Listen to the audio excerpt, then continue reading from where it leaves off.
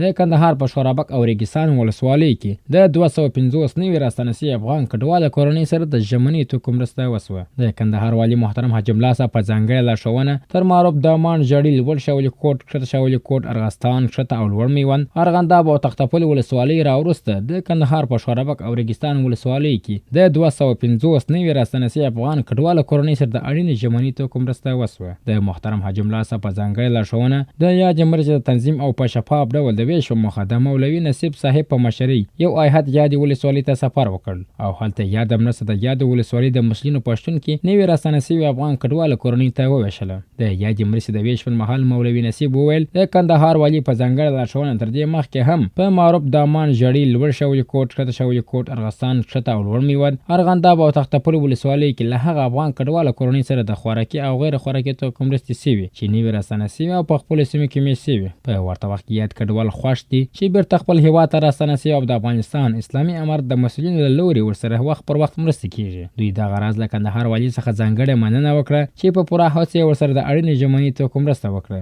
جمال الدین نومیږم، د الکوزۍ د کلي اوسېدونکی یم.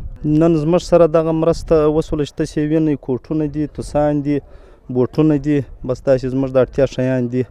10 کلمه ډېر خوشحاله یم الحمدلله. اول خو موږ د دې بغیر په دې خوشحالۍ چې موږ ته یې ښه امن راوړی دی او بېغمه خپل کار کولی سو. دا خو بیا بیخي ښایسته کار وسو چې په دې ژمي کې زموږ سره دا مرسته وسوله. زما نوم پیدا محمد دی او د د شورابک ولسوالۍ کلي قاسمزی کې اوسېږم. انشاءالله ډېر خوشحاله یو. دغه ټول عوام راغلي دغه دپاره او دغه مرسته خپل مرسته وړي. ډېر ضرورت مې درلود. کله چې دغه مهاجر راغلي له هغه مخه خپل بسترې شی مې نه دی راوړی، نو دغه ته ډېر ضرورت دی درلود او دا دې ور میلاو سو انشاءالله. نوم مې ګل محمد دی، د شورابک د ولسوالۍ اوسېدونکی. ډېر خوشحاله یم. موږ سره نورې مرستې هم سوي دي. اسلامي امارت مجاهدینو موږ سره ډېر مرستې کړي دي. موږ خوشحاله یو. نو دا دې اوس یې نورې مرستې راته راوړي، دې سره هم خوشحاله یو. د یادولو ده چې یادې مرستې د کندهار والي محترم حاجي ملا صاحب په ځانګړې پیرزوینه د تازه راستانه سوي افغانانو سره کیږي چې خپله د همدې مرستو پوښتنه او څارنه د کندهار والي کوي او هڅه کوي چې حق حقدار ته ورسیږي.